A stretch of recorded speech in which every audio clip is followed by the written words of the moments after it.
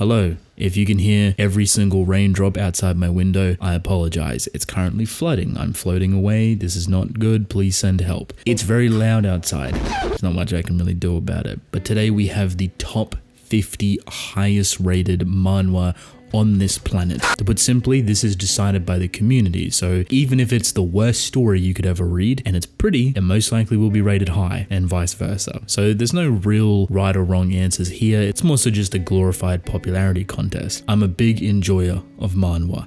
I love it. If you are someone that has never read one before, I highly recommend you do. The artwork's pretty, it's in full color, and usually it has music and sound effects. Anyway, here is 50 to 40. I'm excited to see what's on this list. Starting off with Cheese in the Trap, Season 1. Quite an interesting name, never read it. ID, believe I've heard about before. 29 volumes is a lot, since 2002. That's old school. 48 with Weak Hero is kind of interesting because I've heard a lot of great things about Weak Hero. I've personally never read it, but Korea seemed to really love the school bully fighting underdog type story, which is great to see, and they always do it really well. Lookism at 47, it kind of surprises me because it's really popular, and I believe it had a Netflix anime recently. It was pretty good. I watched it, and I've also read a part of it, so I think it should be higher. Honestly, I haven't read Kobera, I haven't read Positively Yours. Semantic Error sounds very familiar, but it is relatively new, so it's already kind of above some pretty big names that have been in the industry for quite some time before it. 8.0 is rather impressive, and at 44. A Viral Hit at 43 seems somewhat accurate.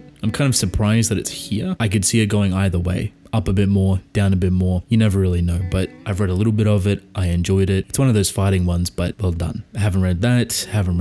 Romance 101 sounds familiar. I think I've heard pretty good things about that too. 11 volumes is quite a good amount, so that kind of ends off our first 10. You'll notice that there's a lot of romance within here. Manhwa, webtoons, romance is a seller. Some of the biggest stories within here that sell the most, that are the most popular, probably not on this list however, is romance. 49 to 30, I already see some recognizable names, kind of. Winter Woods at 38, I've heard interesting things about. Let Die at 37, that's an old school too, that's 1995, I don't even know manhwa was a thing back then. What site did they publish on? How does that even exist? Cheese in the Trap Season 2, okay, so we're just going to increase with Cheese in the Trap every single season. This must be a popular story. Vagrant Soldier Aries at 35, 2001 to 2007, there's some pretty old school names on here. I did not know that manhwa went this far back. I'm not too sure how they released it prior. Haven't heard of this, nor this. Noblest at 31 is surprising, however. Look at that length of time that it has been available. 2007 to 2019, that is a lifetime. To be honest, I expected this to be a bit higher, closer to top 10, maybe even in top 20. It's a pretty recognizable story, pretty iconic, got a lot of volumes, a lot of chapters, the artwork's super pretty. Not too sure if it has sound effects or music behind it, but very well achieved. I highly recommend it though. So now we're moving higher up the list. A lot of these I assume are going to have adaptations in some regard, whether it be an anime or a live action, whatever it may be. We've probably already stepped over that boundary,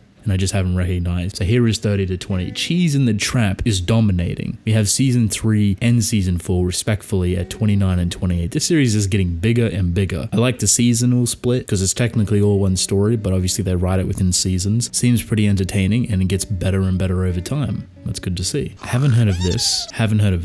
Kingsmaker at 25, I believe has an adaptation. I could be entirely wrong. I seen a Korean live action TV show which I believe had Kingmaker in the title. I don't know if they're connected by any means because this is at 25 and it only has 3 volumes. If the TV show made it really popular, that would make a lot of sense. Something About Us at 24, I've heard great things. I don't really know all too much about it, but again, romance thriving on this list. It's probably like 70 to 80% at this point. So haven't seen this.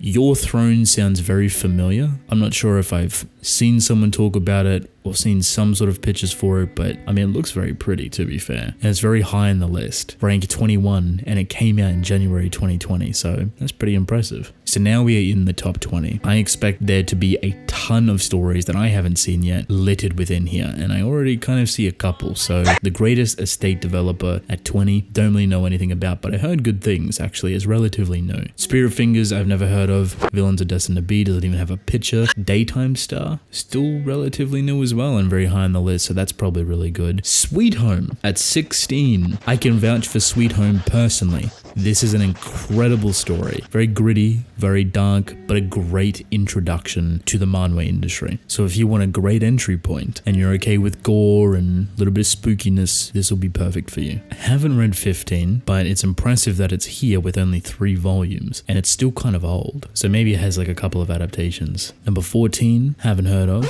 Seasons of Blossom, I believe I've heard about, or at least seen something for, and has very low members. So it must be pretty good. Again, times 3 at this point. Romance is a massive thing within the manhwa industry. 12, 11, and 10 are big hitters. Swingers. The Breaker, Legend of the Northern Blade, and Tower of God. I'm surprised that The Breaker is this high, in the sense of like, I think it should be higher. Legend of the Northern Blade is newish, but I've heard phenomenal things about. New Waves is a sequel, however, so as you can see, 2010 to 2015, it's kind of out of its prime now, but beautiful artwork. You'll probably see right here, a little bit further up, the original. Moving into the top 10, starting with the Tower of God, makes a lot of sense to me. It's like the longest one on this list. Tower of God is extremely long, with a lot of chapters, but I've heard great things about it. I think I've read about 150, maybe 200, and personally not for me. I don't know what it is about it, but I've heard it gets better over time, so maybe one day if I feel like I want to tackle that Goliath, I'll get back into it. Elixir at number 9 is very interesting. Very popular story, very well received. I'm surprised it's this high, however. I actually thought it would be closer within the 20s, just because the mental note I have for a lot of popular stories I haven't seen yet, and there is a lot more than 10. So far, we can't squeeze all those in, so I'm curious to see if they're even mentioned at all. So while I think Elixir is a little bit high, even though I've only read a portion of it, it's still very good. I also believe a great entry to the manhwa industry. Alright, so number 8, number 7 make a lot more sense. The Breaker is kind of iconic for the manhwa community. Beautiful story. The artwork is insane. You would not tell that there's any age on it whatsoever. 2007 to 2010, beautiful. Omniscient Reader at 7, I'm personally surprised about. This might be a little bit taboo, but I wasn't the biggest fan. I read it. I even kind of made a weird video on it, and while I enjoyed my time with it, I just couldn't connect with it fully. People swear down by this, by the way. Like, this is their story. Personally, for some reason, it just didn't click. Maybe I'm not too crazy on the stat number, kind of RPG elements, a lot of isekai elements, I don't know. Now the Boxer at number 6, I am very happy about. Is by an author that I absolutely love. One of my favorite authors probably. And this is a very different take for them. Very different story, but beautifully handled. Artwork's really nice. It's a great take on the boxing perspective, and it's honestly just menacing. So if you like the sports industry, but you also enjoy like a bit of backbone, and when it comes to trauma and mental health, how to navigate that and balance it with the identity of an individual and boxing and everything in between, you're in for a treat. This deserves top 10 spot, 100%. Who Made Me a Princess at number 5? Never heard of this. Must be pretty good though if it's this high. To be honest, I'm a little bit nervous about top 5 because I feel like there has to be one in here that is kind of obvious, which my guess is Solo Leveling. But there's like 6 to 10 other stories that I could cram in here that I feel like could be fitting just based on their legacy and reception alone. Okay, that's one of them. Bastard at 4. I'm happy with that. I'm surprised it's so high. This is genuinely one of my favorite stories. And if you ever have the opportunity to read it, whether you're just getting into manhwa or you're a veteran and haven't touched it, please do. It's gruesome and gritty, so be aware of that, but the story, the characters, the emotion, how it's drawn and visualized, perfect. I could not recommend it enough. I'm happy with that ranking, but if that's there, what's number 3? Okay, was not what I was expecting. I don't think I've read it. It looks super familiar, however, but maybe I've read a little bit of it. I think it's pretty iconic, obviously spanning back to 2013. It doesn't really have a lot of members, so maybe it's more so just a legacy title and not really relevant in the new age and compared to Bastard, which is pretty relevant, it's pretty mainstream. But for Windbreaker fans, you're in the top 3. So I know Solo Leveling is going to be here somewhere, right? Surely. So it's either number 2 or number 1. Yes, thank you.